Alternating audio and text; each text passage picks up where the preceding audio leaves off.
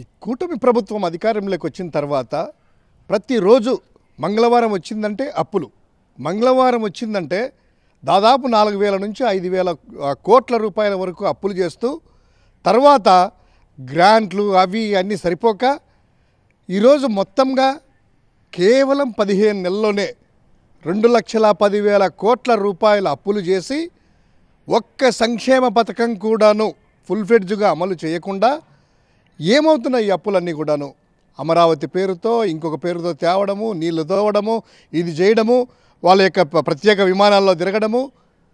ఏం చేశారు ఈ అప్పులంతా కూడా? తమకు సంబంధించిన వాళ్ళకే టెండర్లు ఇస్తూ మొబిలైజేషన్ అడ్వాన్సులు ఇస్తూ ఈ డబ్బులంతా ఎక్కడికి పోతా ఉంది?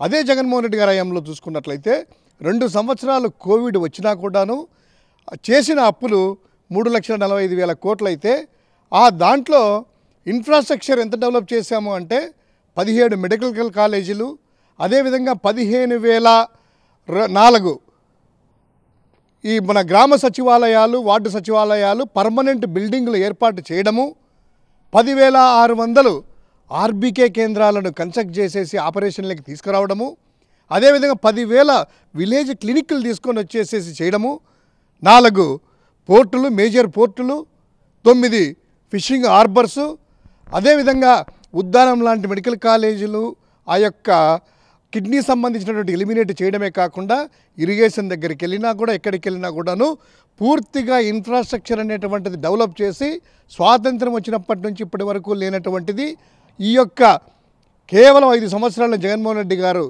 పునాదురాలే ఇవ్వడమే కాకుండా దాన్ని పూర్తిగా తీసుకొని వచ్చేసేసి ఇన్ఫ్రాస్ట్రక్చర్ని అంతా డెవలప్ చేశారు. ఇక రెండవది అభివృద్ధి అలా పెడితే సంక్షేమం కూడాను దాదాపు 2,70,000 కోట్ల రూపాయలని డైరెక్ట్ బెనిఫిషియరీ ట్రాన్స్ఫర్ ద్వారా డీబీటీ ద్వారా 2,70,000 కోట్ల రూపాయలు ప్రజలందరికీ కూడా సంక్షేమం ద్వారా అందించడం జరిగింది.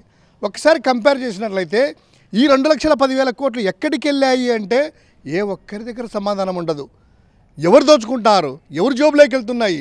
ఇంత అప్పులు ఎలా వెళ్తున్నాయి? మంగళవారం వచ్చేలా వాళ్ళ అప్పులు, కనీసం ఉద్యోగులకు అయ్యార్లు పెంచడం లేదు, పిఆర్సీలు ఇవ్వడం లేదు.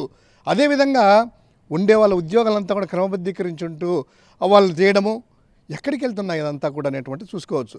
సో కేవలము అప్పులు చేయడము, సంక్షేమం ఎగరగొట్టడము, అభివృద్ధి చేయకుండా మీడియాల ద్వారా ప్రకటనల ద్వారా ఏదో హైప్ చేసినట్టు చూయించుకుంటూ సరదాల లైఫ్, జల్సాల లైఫ్ అనేటువంటిది ఈ యొక్క ముఖ్యమంత్రి, డిప్యూటీ సీఎం, అదేవిధంగా ఐటీ శాఖ మంత్రి గారు విదేశాల్లో తిరగడానికి, ప్రత్యేక విమానంలో తిరగడానికి జల్సాలు చేస్తున్నారు తప్ప తమ యొక్క అనుయంగులకంతా కూడాను ప్రభుత్వ ఆస్తులన్నీ కూడా కొల్లగొట్టి కేవలం ₹1 ఉర్సా లాంటి వాళ్ళకి, లూలు లాంటి వాళ్ళకి కట్టడబెట్టడమే కాకుండా ఈరోజు 17 మెడికల్ కాలేజీలను ఇన్ఫ్రాస్ట్రక్చర్ డెవలప్ చేసి భూమి కేటాయించి భూమి అంతా కూడా తీసుకొని దగ్గర 50 నుంచి 100 ఎకరాలు ఒక మెడికల్ కాలేజ్ ఉంటే అంటే దగ్గర 1,700 ఎకరాలని ఈ యొక్క తన యొక్క ప్రైవేటు వాళ్ళకి దోచుకోనేసి వాళ్ళకి ఇవ్వాలనేటువంటి ఈరోజు ఆలోచన చేస్తున్నారు.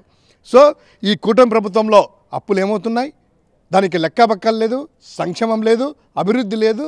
ఇదంతా పూర్తిగా తన యొక్క స్వార్థం కోసం ఈ ప్రభుత్వాన్ని ప్రైవేట్ లిమిటెడ్ కంపెనీలాగా నడుపుతూ చంద్రబాబు, లోకేష్, ఇతర మంత్రులంతా కూడాను వాళ్ళ కుటుంబ సభ్యులంతా కూడాను దోచుకోవడానికి ప్రజల దగ్గర నుంచి ఈమెయిల్ ద్వారా అధికారం లాక్కున్నారనేటువంటి ప్రశ్నలు తలెత్తున్నాయి.